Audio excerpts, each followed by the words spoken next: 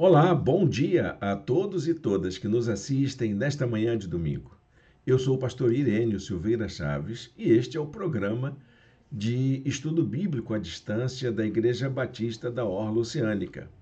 Um programa que tem ajudado a muitas pessoas a estudar a palavra de Deus, a conhecer os livros das Escrituras e os temas relevantes da nossa fé cristã.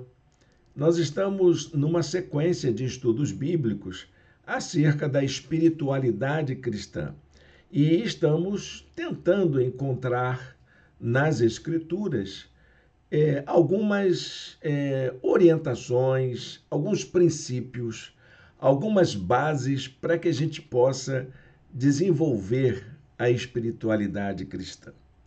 E a gente tem se perguntado, será que a Bíblia trata disso? Espiritualidade é um tema que a Bíblia possa desenvolver? Bom, eu tenho um princípio que já compartilhei aí em várias ocasiões com os irmãos da nossa igreja e aqui também nos nossos programas de estudo bíblico. É que, para mim, a Bíblia é o maior e melhor manual de espiritualidade que a humanidade já conheceu. E nós estamos comprovando isso, atestando esse fato, através desses estudos. Bom, para você acompanhar os nossos estudos, você pode baixar a apostila. Ela está disponibilizada gratuitamente em nosso blog. O endereço para o blog está aqui embaixo nas descrições do vídeo. É só clicar e procurar ali a página de estudos e você tem uma lista de várias apostilas, de várias videoaulas que foram já preparadas em nosso programa de estudo bíblico à distância. E um deles é este sobre espiritualidade cristã segundo as Escrituras. Bom, por que nós estamos estudando sobre espiritualidade cristã? Primeiro, porque é um tema relativo à nossa fé. Nós, como cristãos e cristãs, já estamos inteirados da nossa responsabilidade de desenvolver hábitos saudáveis de vida, crescimento pessoal e até mesmo a prática de princípios que Jesus orientou aos seus primeiros discípulos e que valem para nós nos dias atuais. Foram ensinos deixados por Jesus. E nós, então, precisamos nos aprofundar quanto a isso. O segundo é o fato de que a espiritualidade cristã é um dos grandes temas da religião, da teologia e de todos aqueles que lidam com a questão da experiência pessoal de Deus. Então, falar de espiritualidade é falar muito sobre isso, sobre como você experimenta a vontade de Deus em sua vida. Como você conhece mais os propósitos de Deus? Quando você se pergunta isso, você está entrando na esfera da espiritualidade cristã. E a nossa aula de hoje vai demonstrar isso. Hoje nós vamos seguir a nossa série de estudos com uma nova aula. As aulas anteriores estão todas aqui no YouTube. Você acessa a playlist com as videoaulas que estão gravadas e pode retomar aí aquilo que você perdeu ou relembrar aquilo que você gostaria de rever. Hoje nós vamos falar sobre disciplina cristã, que é um tema bastante interessante que eu gostaria que você nos acompanhasse nesta aula de hoje. Sem mais demora, eu vou colocar aqui a nossa apresentação, porque você sabe que é assim, não é? Nossas aulas têm tanto a apostila, que está lá em nosso blog, mas também tem as apresentações em PowerPoint, que você pode visualizar aqui o texto que vai sendo desenvolvido durante a aula. Durante a aula também temos o chat. Aí do lado você pode acompanhar, fazer comentários, colocar suas dúvidas. Eu estou acompanhando a sua participação. E se você tem alguma dúvida, você pode colocar aí que eu vou, no momento mais oportuno, tentar resolver o teu problema, ou pelo menos esclarecer a tua dúvida.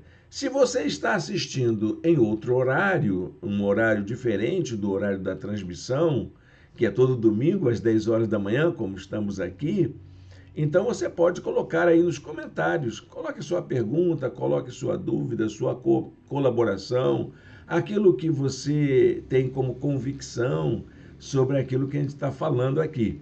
E essa interação vai ser muito boa para que todos nós possamos aprender mais.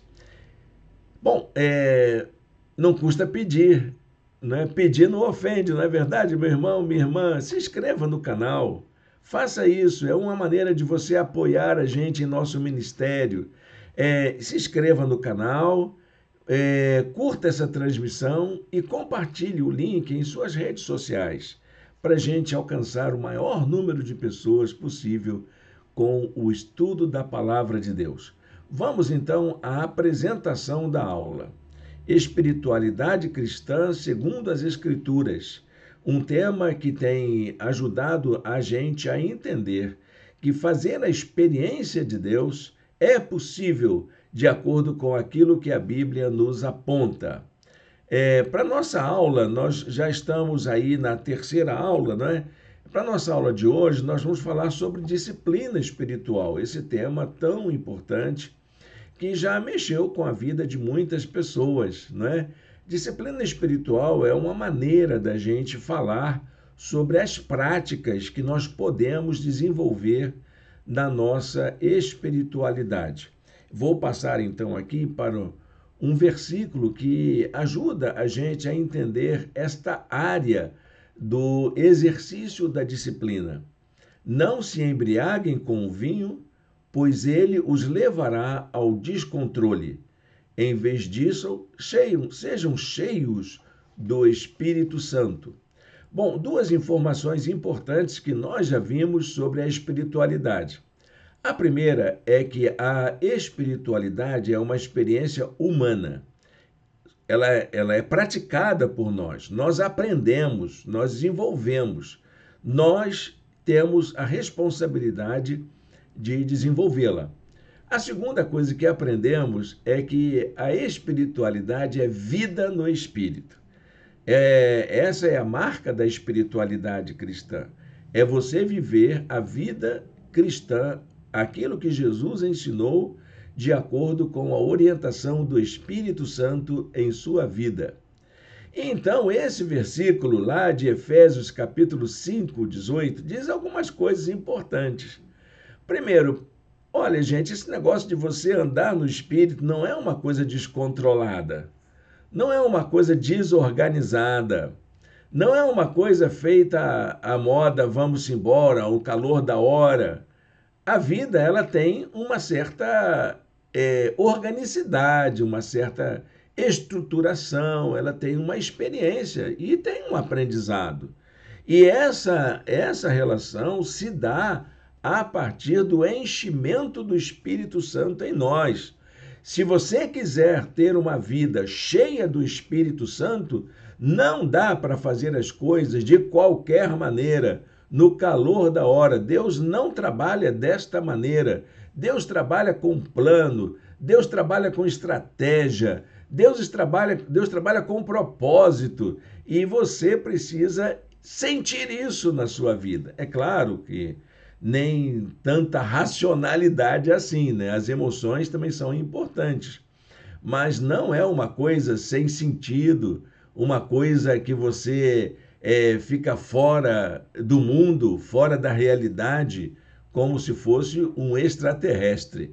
Não, meu irmão, minha irmã, você pode se encher do Espírito Santo sem que fique parecendo com um embriagado, com uma pessoa tresloucada, uma pessoa que não tem equilíbrio emocional na sua vida.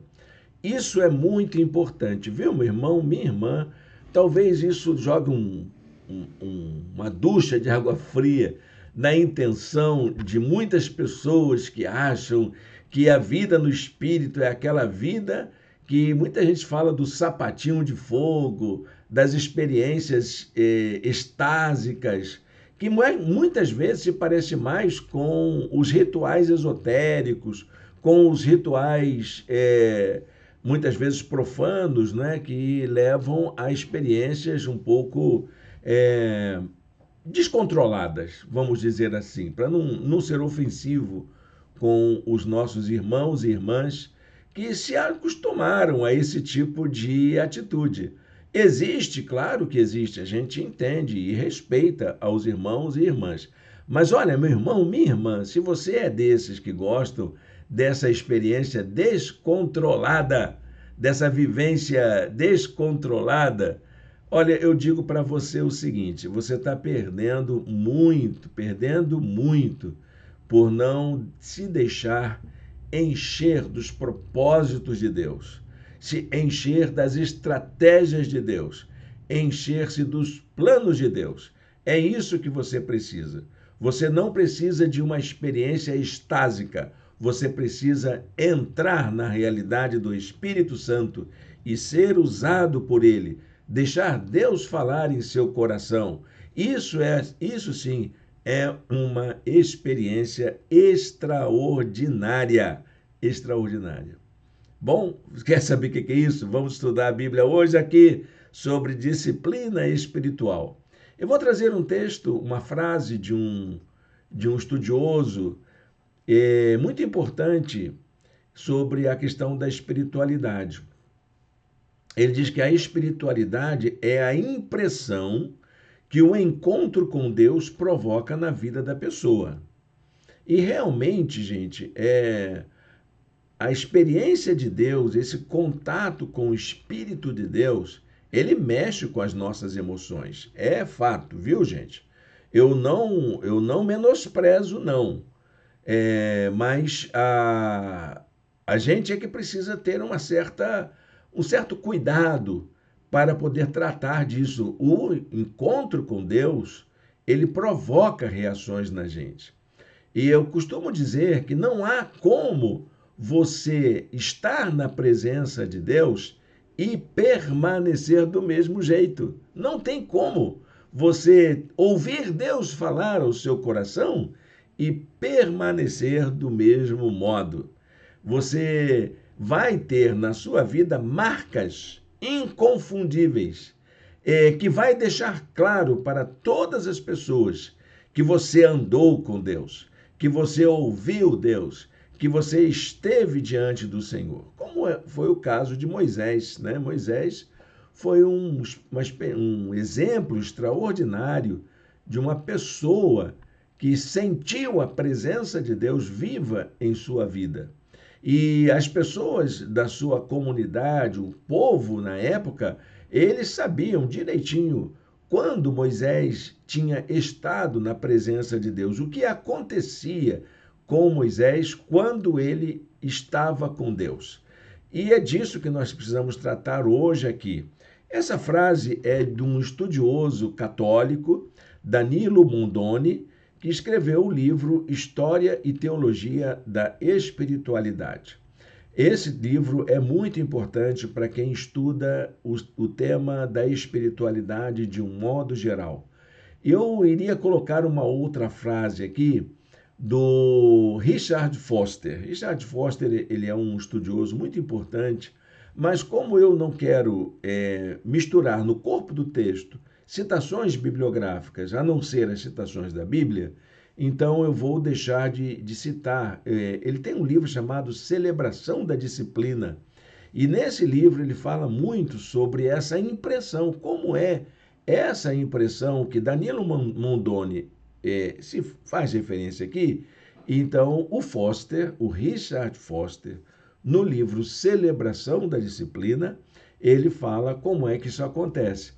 Tem até um outro livro dele, o Foster é um dos protestantes mais aprofundados nesse tema da espiritualidade. O nome do livro dele é Rios de Água da Vida. E nesse livro ele fala das várias experiências, das várias formas de você experimentar Deus sem essa necessidade de você, meu irmão, minha irmã, ter essa coisa do descontrole, dessa coisa de ser um desenfreado, como se fosse um lunático. ou um embriagado. Não é disso que estamos falando. Nós vamos falar de uma outra coisa e que ela é importante para nós. Bom, e você que tem essa experiência? Olha que ótimo que você tem essa experiência, que você consegue fazer essa experiência. Mas eu convido você a exercer disciplina na sua relação com Deus. É um convite que o estudo de hoje vai fazer. Não para inibi-lo, não para tirar o seu ardor de busca da presença de Deus, que é uma das coisas importantes que esses movimentos, né, têm, que é o ardor, a vontade, o desejo. E muitas vezes, nesse afã, nesse desejo de buscar Deus e ter uma experiência profunda com Deus, acabam, então, tendo experiências descontroladas. Acho que essa palavra é a palavra mais adequada mesmo, para a gente não causar constrangimentos, né, de um modo geral. Bom, vamos então ao texto da aula de hoje. A espiritualidade, então, de um modo geral, envolve um conjunto de exercícios e práticas que tem sido chamado de ascese. Esse conjunto de práticas tem um nome, chama-se ascese. A teologia protestante não usa esse nome, tá bom, gente? Essa palavrinha ascese. Você vai entender já já por quê. Mas tudo que a gente fala sobre espiritualidade no campo da espiritualidade tem a ver com essa área, né, da nossa atuação que é chamada de ascese. A ascese existe aí dentro da história do cristianismo há muitos séculos. Desde o século II da era cristã, já se falava entre os primeiros cristãos, na igreja primitiva, dessas práticas. A ascese, na verdade, são essas práticas de espiritualidade, o conjunto das práticas, o conjunto dos exercícios, que se chama ascese. Ok, como é que a gente trata isso nas igrejas evangélicas, de modo geral, que é um termo que acabou colando, né? Acabou pegando bem, que foi trazido por Richard Foster num livro da década de 1980. Eu li logo no começo. Meu livrinho chegou, inclusive, a ficar bem desgastado, bem velhinho, porque eu lia com avidez aquele livro sobre os exercícios e as práticas de espiritualidade. Esse livro chamava-se Disciplina Espiritual. Então, no contexto das igrejas evangélicas, esse conjunto de exercícios e práticas tem sido chamado de disciplina espiritual, que é o tema da nossa aula de hoje. Então, a disciplina espiritual acompanha a história da fé cristã por causa daquele negócio lá da ascese, não é? Lembra aí que eu acabei de falar, né? Então, ela acompanha o cristianismo desde o começo. Ou seja, se você, meu irmão, minha irmã, quer ter uma experiência mais profunda com Deus, de relacionamento com Deus, de relacionamento com uns com os outros, de identidade de povo de Deus, a gente então precisa desenvolver algumas atitudes. Essas atitudes, elas vão além dessa superficialidade, dessa coisa que virou senso comum de ser cristão e cristã nos dias de hoje. Olha, gente, não é novo, não. É coisa antiga, de que os antigos cristãos, quando queriam ter uma experiência mais profunda com Deus, procuravam, então, desenvolver práticas, exercícios de uma relação mais íntima com Deus. E em vez daquela coisa da religião aparente, da religião formal, daquela coisa do crente domingueiro, daquela coisa do crente que segue regras e normas da igreja, que obedece pastor, etc.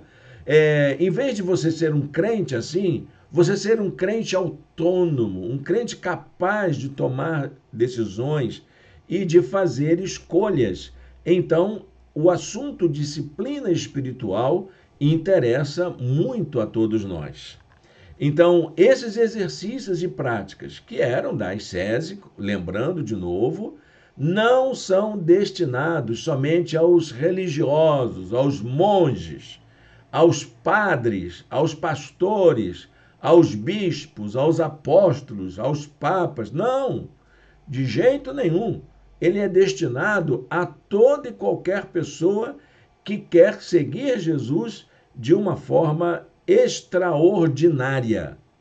Então, eles são destinados a pessoas comuns, a fim de que possam vivenciar a fé no mundo em meio às suas atividades do dia a dia, suas atividades domésticas, escolares, operacionais, no trabalho, no comércio, enfim, tudo que você faz na vida, você está ali vivenciando aquilo que você aprendeu. Então, a disciplina espiritual tem a ver com esse preparo, eu diria, um adestramento para viver a fé cristã em meio às circunstâncias da vida. Jesus também fez isso. E olha, gente, para que Jesus pudesse colocar em prática toda a sua espiritualidade no seu dia a dia, do jeito que ele viveu, ele gastou muito tempo. E tanto que ele só exerceu o ministério dele quando ele tinha 30 anos. Então, Jesus levou o tempo para desenvolver sua própria espiritualidade. Então, dessa forma, nós precisamos entender que para a gente desenvolver uma vida de espiritualidade mais profunda, mais significativa, nós vamos levar tempo. Tempo para que a gente possa aperfeiçoar o nosso conhecimento, a nossa prática e a nossa vivência como cristãos e cristãs no mundo. Olha o que a Bíblia diz sobre a experiência de Jesus, como que ele aprendeu a viver de uma maneira significativa, como que ele desenvolveu a sua própria espiritualidade. Hebreus 5, de 7 a 9. Durante os seus dias de vida na terra, Jesus ofereceu orações e súplicas, em alta voz e com lágrimas, àquele que o podia salvar da morte, sendo ouvido por causa da sua reverente submissão. Embora sendo filho, ele aprendeu a obedecer por meio daquilo que sofreu e, uma vez aperfeiçoado, tornou-se a fonte de eterna salvação para todos os que lhe obedecem. Isso é a Bíblia que está dizendo que Jesus, ele passou por um processo de formação, de aprendizado da espiritualidade que era compatível com o ministério que ele estava exercendo no mundo. Então, o que seria essa disciplina espiritual que até Jesus precisou experimentar? Então, a disciplina, ela tem a ver com um conjunto de atitudes que visam a formação de hábitos saudáveis e a formação do bem-estar da gente, visando alcançar a excelência. Disciplina é isso, é como você, por exemplo, vai aprender a dirigir. No início, você fica nervoso, você tem que olhar para o pedal, você tem que olhar para a alavanca de marcha, tem que olhar para o velocímetro, para todas as coisas, o retrovisor, enfim, você tem que olhar para todos os lados e aí acaba você se atrapalhando. Algumas vezes você erra, mas depois de alguns treinamentos, de alguns exercícios, você acaba então fazendo tudo automaticamente. Assim também é com a espiritualidade. Muitas vezes temos dificuldade, até mesmo para orar em público, para falar do amor de Jesus para outras pessoas. A gente vai aprendendo e conforme a gente vai se desenvolvendo, a gente vai aprofundando a nossa prática. Olha, quer ver uma coisa muito difícil dos crentes aprenderem? É a manusear a Bíblia, encontrar um versículo da Bíblia na hora que a gente está lendo a Bíblia em público. E às vezes é tão difícil falar de alguns livros como Abacuque, onde está Abacuque? E muitos irmãos vão ter dificuldade de achar, mas com o tempo, com a prática, com a habilidade, você vai saber manejar bem a palavra da verdade, como diz Paulo a Timóteo. Isso é importante a gente entender que aprender algumas práticas de espiritualidade vai levar algum tempo. Então, meus irmãos, minhas irmãs, disciplina espiritual está relacionada, então, a essa prática. E o Novo Testamento, ele, quando vai falar deste assunto, ele usa duas palavras gregas, que são muito importantes para a gente entender. A primeira é a palavra ascesis, ou ascesis, que quer dizer exercício. Ascese veio dar, então, a palavra exercício em português. Até um pouco parecido, né? Então, essa palavra tem a ideia de você se esforçar para fazer o melhor que você puder. Paulo usa essa palavra no livro de Atos dos Apóstolos. Por isso, faço tudo para sempre ter a consciência limpa diante de Deus e das pessoas. Quando ele diz lá em grego, eu faço tudo, ele está dizendo, eu ascesis, eu me esforço, eu dou o melhor de mim, eu pratico aquilo que eu preciso fazer para que a minha consciência esteja limpa diante de Deus e das pessoas. A outra palavrinha é a palavra ginásio. Também é uma palavra muito que soa muito parecido na nossa língua portuguesa. A gente sabe que ginásio é aquela área onde as pessoas vão fazer práticas esportivas, não é mesmo? Ginásio é isso, né? Ginásio esportivo nas escolas, né? É o lugar onde os alunos vão fazer educação física, praticar esporte. Então, essa palavra em grego também é usada no Novo Testamento e tem o sentido de treinamento. A ideia, então, é de uma prática regular e constante, é o ginásio. Esse ginásio era o exercício físico continuado das práticas de espiritualidade. Essas palavras estavam na filosofia, né? Ascesis e ginásio estão presentes na filosofia greco-romana. Elas foram trazidas exatamente desse ambiente para que a gente possa entender do que estamos falando. E o cristianismo fez muito uso destas práticas, desses exercícios, exatamente como se fosse uma prática desportiva, uma ginástica da alma, para a gente poder aprender a se relacionar com Deus. Hebreus capítulo 5, verso 14, usa a palavra ginásio, mas o alimento sólido é para os adultos, os quais, pelo exercício constante, ginásio, tornaram-se aptos para discernir tanto o bem quanto o mal. Está falando aí de exercícios para a alma, né? Os exercícios da alma. A terapia, que a palavra terapia era exatamente isso, era esse adestramento da alma, esse tratamento que se dá à alma, à mente, ao pensamento, para que ele possa pensar corretamente.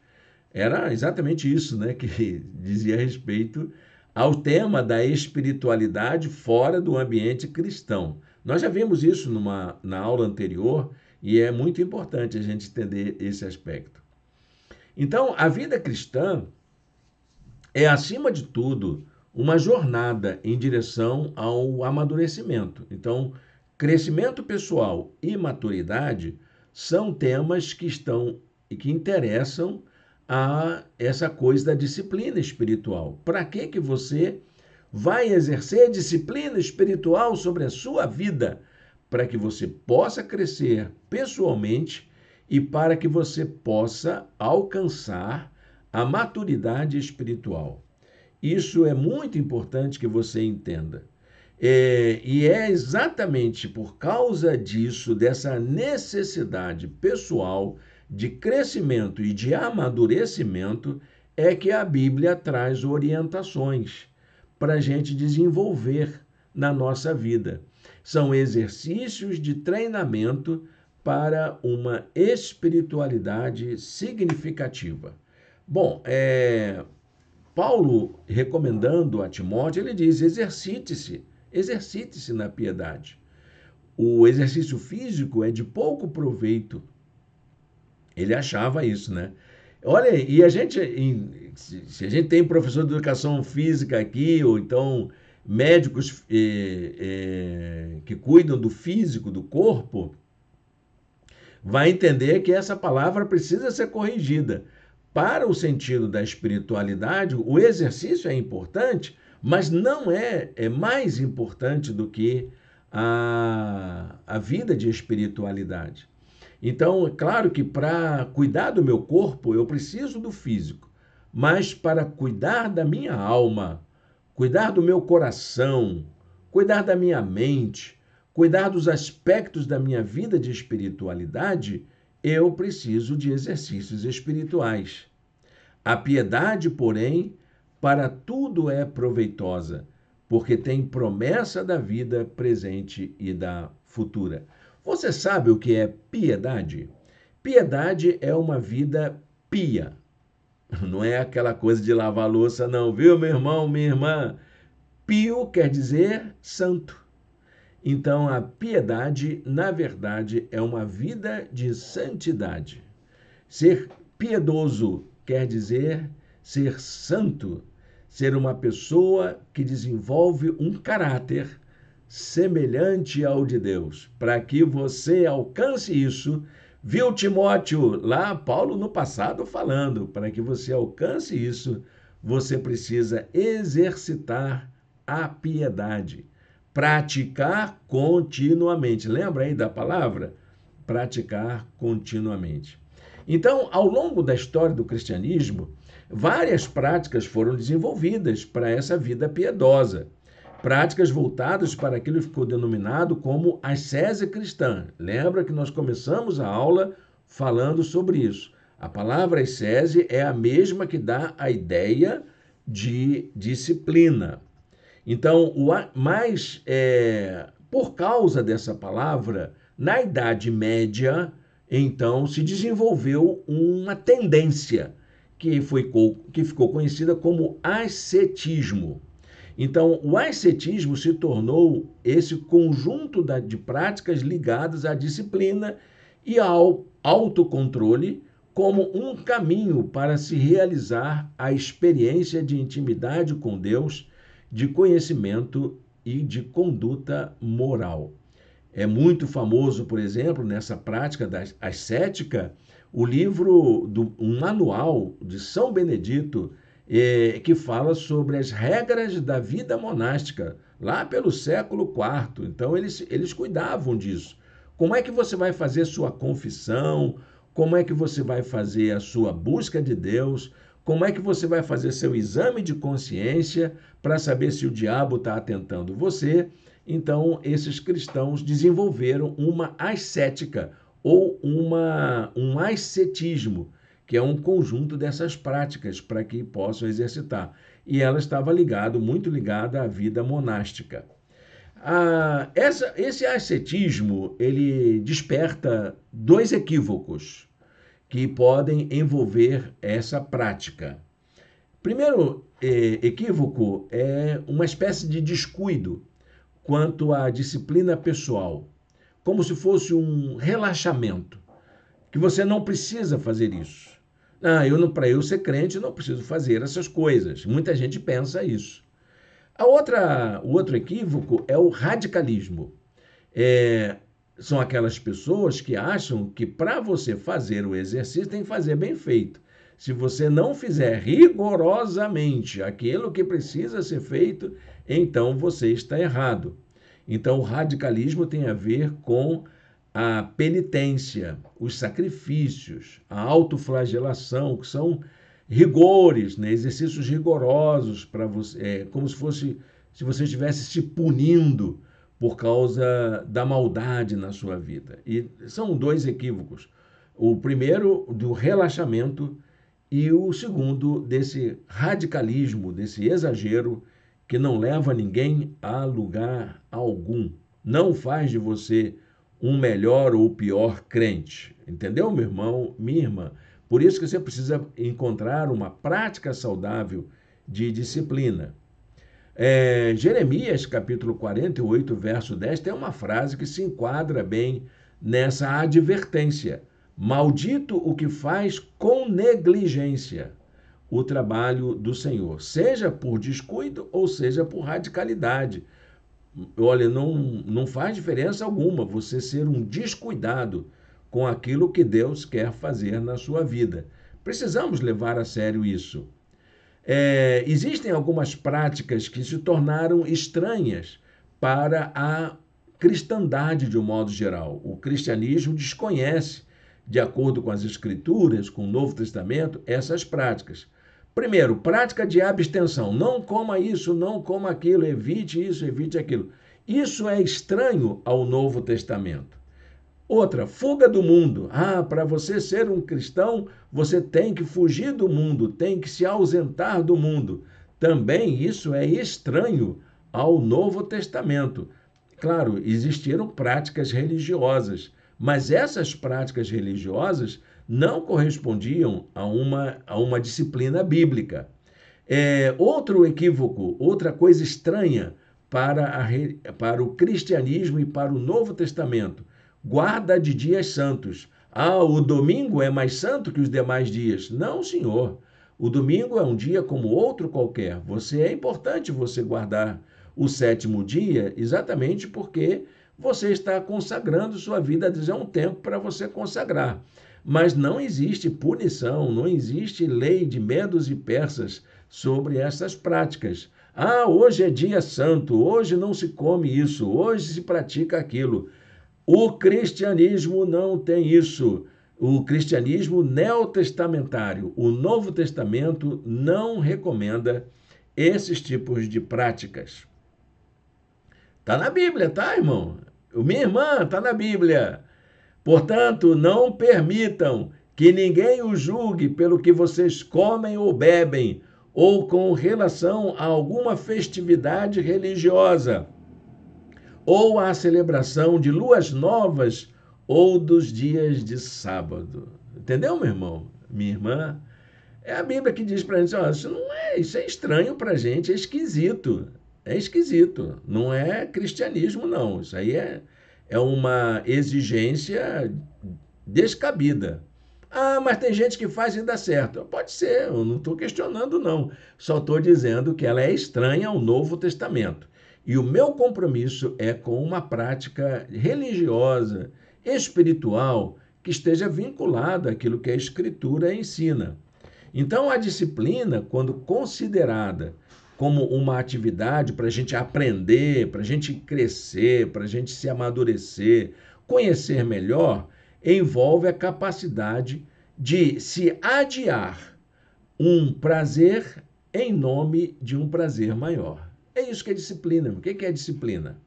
Disciplina é você ser capaz de deixar de ter um prazer agora para que você mais tarde possa ter um prazer maior. Quer ver uma coisa interessante? Isso acontece muito com as crianças. Então, a criança tem um doce pequeno e ela, então, alguém diz para ela: espera um pouquinho que daqui a pouco vai vir um pedacinho maior. Então, a criança deixa de comer aquele pedacinho para que ela possa aproveitar mais quando vier o maior. É isso que é a vida da gente. É você deixar de ter um prazer. Você, por exemplo, receber o seu salário, gastar tudo com aquilo que te dá prazer. E quando você tem disciplina, você guarda um pouquinho do seu salário para o futuro, para que você tenha um prazer maior lá na frente. Essa disciplina é para a vida toda. Exercícios de disciplina, a prática da disciplina, ela é importante para todas as áreas da vida, e inclusive para a espiritualidade. Então, a disciplina tem a ver com obediência a regras, obediência a normas, autoridades superiores. Tem a ver com responsabilidade, tem a ver com boa conduta, tem a ver com perseverança. São temas que a gente não gosta muito de conversar, porque muitas dessas regras, essas normas, elas acabam sendo rigorosas demais. Então, a disciplina amadurece a gente para saber questionar aquilo que vale e o que não vale. Que regras você pode... Alguma você vai ter que seguir.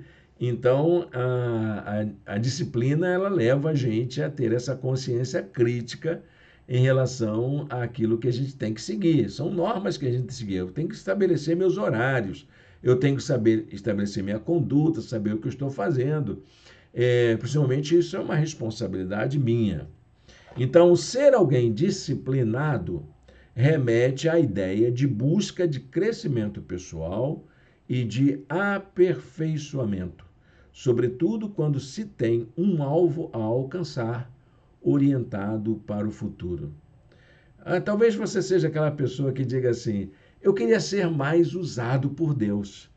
Pode ser que agora você não seja, mas quem sabe você exercitando determinadas práticas na sua vida, daqui a pouco Deus vai usar você sem você precisar ficar pedindo: Senhor, me usa, me usa. Ele vai usar a sua vida porque você tem já aqueles requisitos básicos para poder ser usado por Deus. Então, quanto maior e mais importante é o alvo que se quer alcançar, maior é o esforço que precisa ser aplicado para se chegar lá. Ok, meu irmão, minha irmã? Então, isso tem muito a ver com a ideia do sacrifício. Sacrifício é uma palavra religiosa demais, não é? E muitas vezes a gente vai usar essa palavra de maneira equivocada, como se uma pessoa fosse se automutilar, fazer sacrifícios exagerados, esforços exagerados.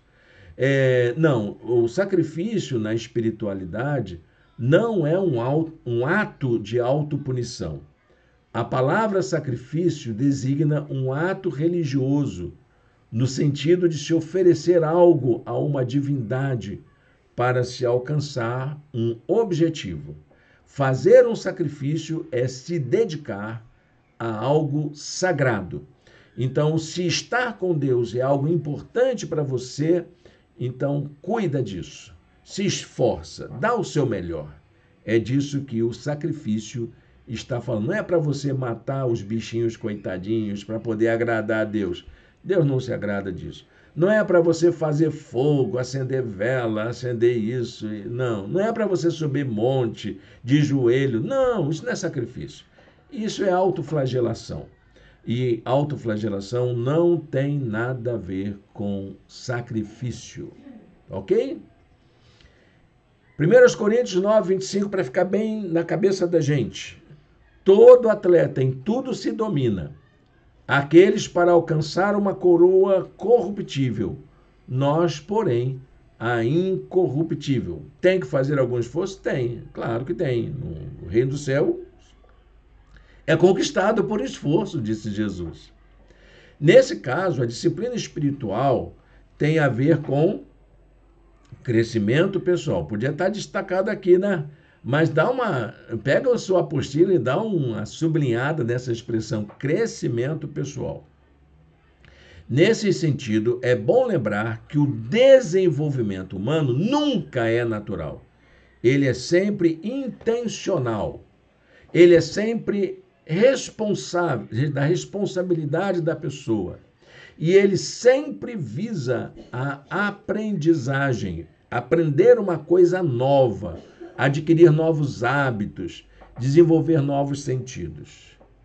Então, o alvo do crescimento pessoal é a espiritualidade, ou a maturidade. Desculpa aí, eu vi o espiritual, acabei misturando tudo. O alvo do crescimento espiritual é a maturidade. O que é a maturidade? Maturidade é uma característica dos seres vivos, é uma condição biológica. Maturidade é o estágio em que nos tornamos exatamente aquilo que fomos criados para ser.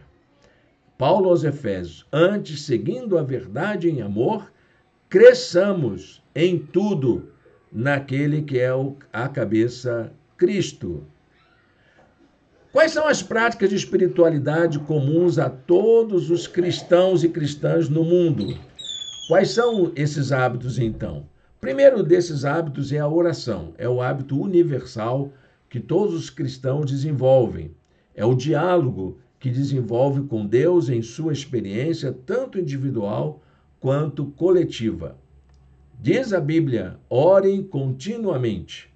Outro hábito, leitura da Bíblia. É um hábito saudável, é um exercício também de disciplina.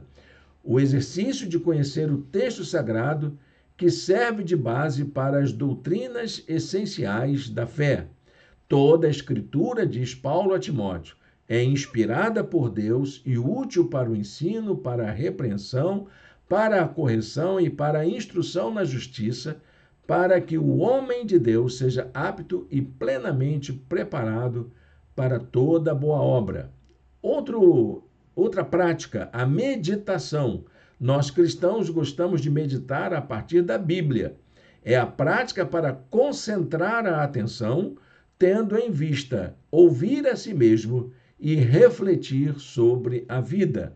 A minha boca falará com sabedoria, a meditação do meu coração trará entendimento. Salmos 49, 3. O testemunho pessoal, sim, é uma prática, você intencionalmente precisa fazer isso, que é a forma de você expressar sua crença nos espaços públicos. Tudo o que fizerem, façam de todo o coração, como para o Senhor e não para os homens. Esse é o nosso testemunho. A comunhão, estar junto e juntas com todas as pessoas, são os laços de pertença que mantêm com outros que partilham a mesma compreensão de fé. Dediquem-se uns aos outros com amor fraternal. Prefiram dar honra aos outros mais do que a si próprios. Romanos 12, 10. Jejum, período de dedicação a uma experiência de maior interioridade. Não é greve de fome. Jejum não é greve de fome. Jejum é um tempo que você tira para ter intimidade com Deus, para você fazer uma experiência de Deus.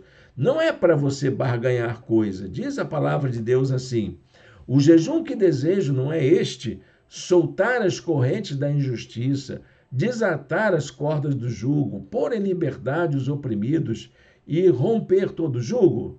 Não é partilhar sua comida com o faminto, abrigar o pobre desamparado, vestir o nu que você encontrou e não recusar ajuda ao próximo?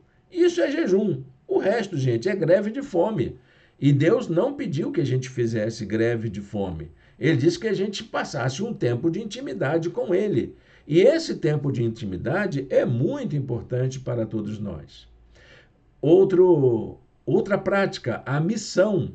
A forma de manifestar o cuidado de Deus com toda a humanidade e com toda a criação.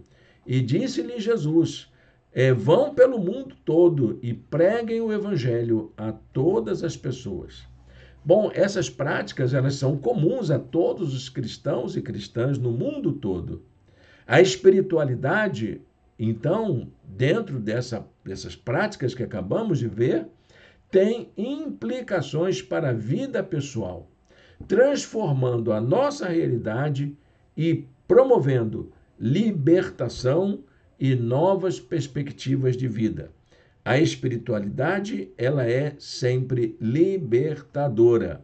A experiência de espiritualidade se realiza com aspectos que vão envolver, então, a nossa prática devocional, a vida devocional, a vida de devoção, de adoração, de relacionamento, de diálogo com Deus e com o próximo. Colossenses 3,16. Habite ricamente em vocês a palavra de Cristo, ensinem e aconselhem-se uns aos outros com toda a sabedoria, cantem salmos, hinos e cânticos espirituais com gratidão a Deus em seus corações.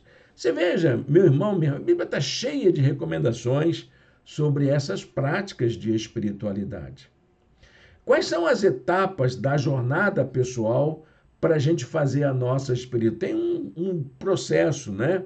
A partir da análise da experiência do próprio apóstolo Paulo. Paulo, na sua vida, desde a sua conversão até o seu amadurecimento como pessoa, ele desenvolveu uma jornada de espiritualidade. Primeiro, o fato de a gente ser chamado ao encontro com Deus, uma experiência de acolhimento do convite divino, resultado de uma relação pessoal com Deus. Atos 9, verso 4, quando ele caiu por terra e ouviu uma voz que lhe dizia: Saulo, Saulo, por que você me persegue? Essa experiência de ouvir Deus nos chamar para um encontro profundo com Ele. Em segundo lugar, nós somos encorajados a cumprir uma tarefa, fazer missão. É isso que é a nossa vida. Nossa vida só tem sentido se for para fazer algo pelo reino de Deus. Corresponde, então, a uma consciência da vocação para colocar a vida a serviço de um propósito divino. Paulo dizia: fui crucificado com Cristo, assim já não sou eu quem vive, mas Cristo vive em mim. A vida que agora vivo no corpo, vivo-a pela fé no Filho de Deus, que me amou e se entregou por mim. Em terceiro lugar, terceira etapa dessa jornada, nós somos conduzidos a uma experiência de abandono e de solidão, porque é isso, se você vai fazer missão de Deus, você é um estranho, meu irmão. Ninguém vai compreender você facilmente. É como se a gente estivesse num deserto, em que Deus se revela em nosso interior. Deus está conosco, mas nem sempre as pessoas estarão ao nosso lado.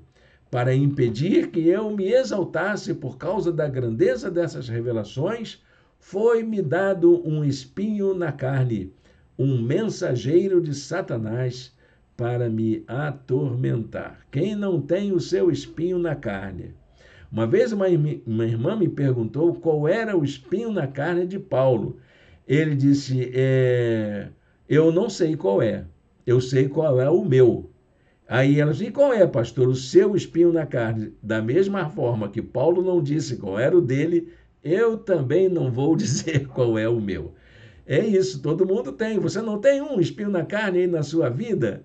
Alguém aí que te incomoda, alguma coisa que te perturba, que faz você de vez em quando tropeçar? Todos nós temos. E, em último lugar, a última etapa dessa jornada, somos desafiados a desenvolver uma fé encarnada, que é a experiência de colocar a vida inteira envolvendo toda a corporeidade, a identidade e o pensamento à disposição de Deus para frutificar e gerar mais vida. Mas ele me disse, minha graça é suficiente para você, pois o meu poder se aperfeiçoa na fraqueza. Portanto, eu me gloriarei ainda mais alegremente em minhas fraquezas, para que o poder de Cristo repouse em mim. Amém? A espiritualidade leva a gente a fazer essa jornada. Eu espero que você consiga fazer isso, porque é isso que faz a gente ter uma vida significativa. Quais seriam, então, os elementos essenciais de uma espiritualidade cristã? Primeiro, o reconhecimento de que somos criação de Deus. Você, meu irmão, foi feito para isso. A espiritualidade implica nossa condição de criaturas, tendo inscrito no íntimo de nós mesmos o desejo de Deus. Diz a palavra de Deus assim, porque somos criação de Deus, realizada em Cristo Jesus, para fazermos boas obras, as quais Deus preparou de antemão para que nós as praticássemos. É você, meu irmão. Você foi preparado para agradar a Deus. Segundo, temos uma vocação, um chamado para vivermos em comunhão com Deus. A sua vida, ela só faz sentido se Deus estiver junto com você. A espiritualidade nos interpela a uma forma de viver que é resultado da nossa vocação para viver em comunhão com Deus, acolhendo os caminhos de Deus, a partir da experiência do povo reunido em torno da vinda ao mundo do Verbo encarnado. Como é feliz, diz o salmista, aquele que não segue o conselho dos ímpios, não imita a conduta dos pecadores, nem se assenta na roda dos zombadores. Ao contrário, sua satisfação está na lei do Senhor, e nessa lei medita dia e noite. Em terceiro lugar, as nossas condições concretas de existência no mundo.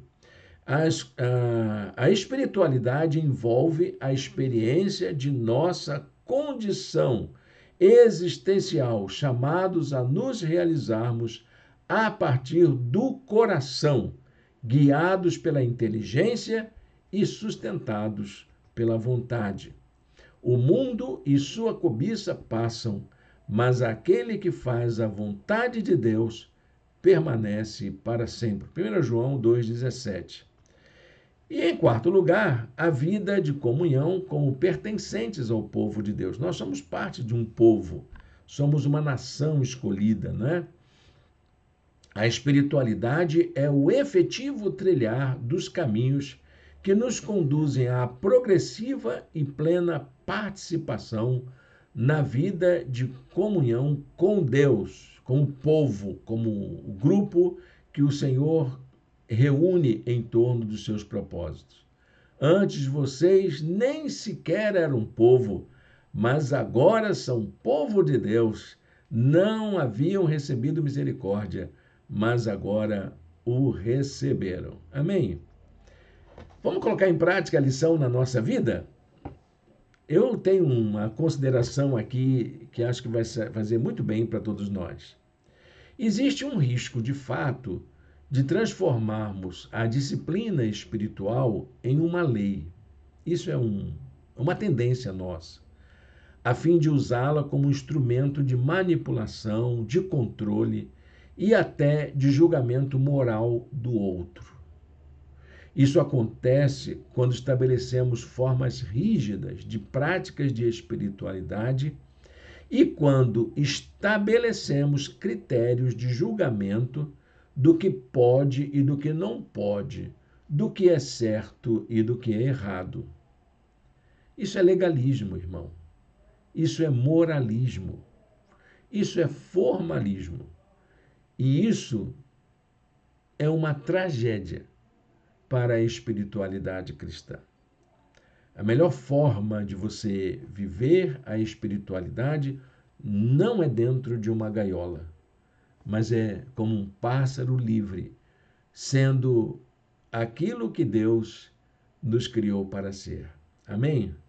Guarde para você esse versículo, 2 Coríntios 3:6.